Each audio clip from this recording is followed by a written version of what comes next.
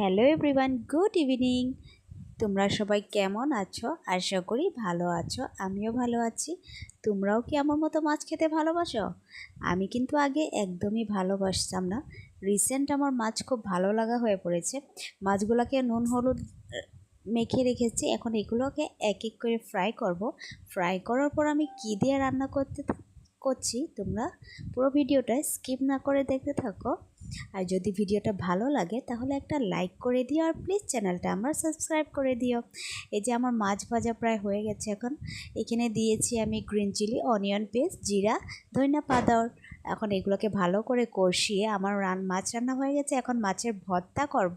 মাছগুলো তো আগেই ফ্রাই করে নিয়েছি। এখন মাছের লাজাটা একটু আগুনে দিয়ে স্মোকি ফ্লেভার আনার জন্য একটু পুড়ে নিয়েছি। এখানে দিয়েছি শুকনো লঙ্কা, পেঁয়াজ কুচানো, ধনেপাতা কুচি, আর দিয়ে দিলাম সরষের তেল। সরষের তেলটা একটু বেশি দিলে খেতে কিন্তু দারুণ লাগে।